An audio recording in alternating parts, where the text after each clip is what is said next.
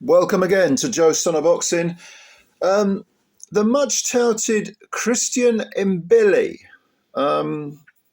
He scored a 6 rounds victory over ROHAN Murdoch of Australia.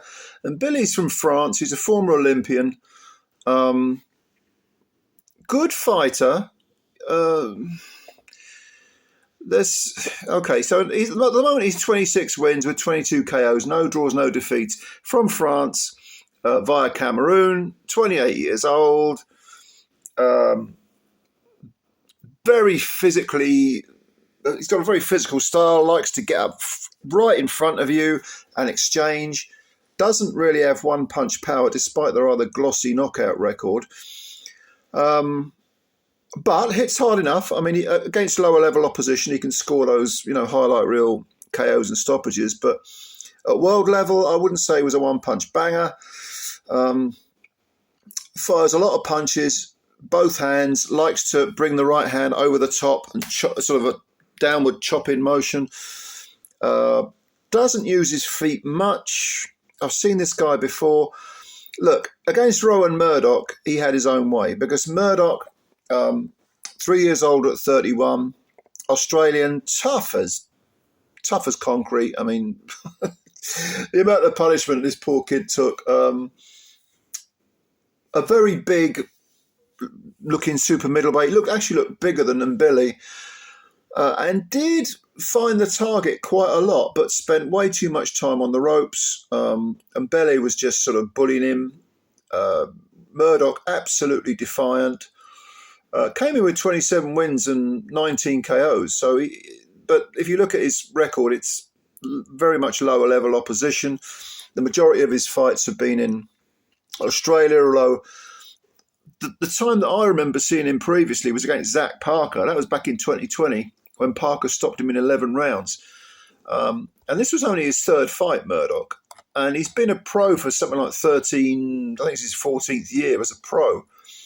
So he's never quite made it at world level. But I'll tell you what, in terms of resiliency and determination and chin, this kid Murdoch he's got world-class guts, put it that way. He just doesn't have the skill set. And Mbilli, like I say, a former Olympian, undefeated, 26-0 now, big knockout percentage.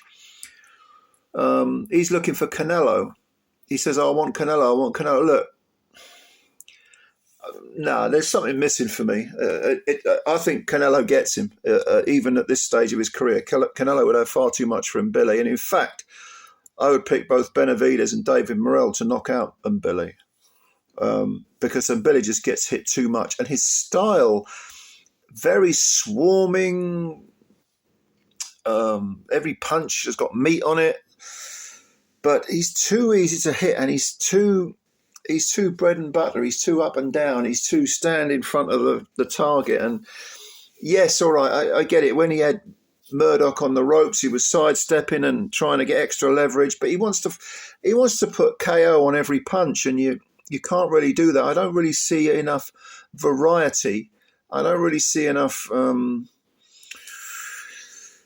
certainly don't see enough one-punch power. And I certainly don't see enough defensive skills to get by at the very top level. And Mbilli is actually ranked by, I think, 2 of the ruling bodies at number one contender. No, in my opinion, he gets knocked out by Morrell and he gets knocked out by Benavidez, both within 6 rounds, and probably Canelo as well. And that's not to say Mbilli is a bad fighter. He isn't. But there are, as they say, there are levels to this. And someone like ROHAN Murdoch, who had nothing but really guts and determination and stubbornness on his side, was able to last 6 rounds. He lost all 6. And even it's weird because at the end of every round, the last 15 seconds, maybe 20 seconds, maybe certainly the last 10 seconds. And Billy was pouring it on. Actually, maybe when he heard the 10-second clapper go, he was probably thinking, okay, I'll lay it on thick. And he was really stinging Murdoch, but Murdoch was just not going anywhere. Anyway, after 5 rounds, Murdoch's trainer said, show me something or I'm going to throw the towel in. And he actually stood by the ring apron with the towel in his hand. And Murdoch actually didn't have too bad a round in the sixth, right up until maybe the last 30 seconds. And then Mbilli jumped on him and started smashing him up again. And that's when, I mean, he was doing relatively well or marginally better than previously in that round. But the last 30 seconds won that round for Mbilli, and that's when the corner pulled him out, quite rightly too. But Murdoch, he was saying, the trainer said to Murdoch, live to fight another day. Yeah, but not at this level, not at world level. I don't think Murdoch's got it in him to be world level. He's a good sort of B- level fighter, give anyone a tough fight. But no, Mbilli was just too good for him. But if we're talking about Mbilli as a future world champ or a unified world champ, or dare I say it, undisputed, nah. If the belts went up in the air and Canelo gave them up and threw them up in the air, yeah, okay. He might be able to pick up a belt if he's matched right. And he's big in Canada. They're giving him the big fanfare. But he'll have to be managed very, very, very, very prudently. And I think he'll need to, like I say, be matched correctly with the right opponents. Because I'm not really seeing I'm seeing a decent B+ fighter, but not an A-, certainly not an A grader. I don't know, you may disagree. Tell me what you think. Did you watch this fight against ROHAN Murdoch? I don't know whether Murdoch took this fight, at short notice or not, because he had that air about him, like he didn't really look mentally prepared, or the tactics didn't look good, you know what I mean? And Mbilli just put it on him. And Mbilli, there's nothing fancy about Mbilli at all. He just wants to come, stands right in front of you and exchange punches. That's going to be hell if he fights Canelo. Certainly if he fights Benavidez or Morel, they'll all smash him up. But, I don't want to sound too negative on the guy. He's undefeated, 26 wins with 22 KOs, no draws, no defeats. What do you think? What do you think of him? Am I wrong about him? I know some of you French fans, you're going to be saying, what are you talking about?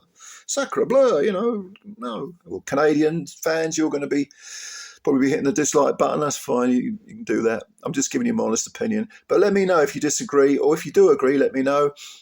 Comments below. And please, if you're new to the channel and I haven't offended you too much, but, subscribe and hit the like button as well. Thanks for your time. As always, I'll catch you later. Bye for now.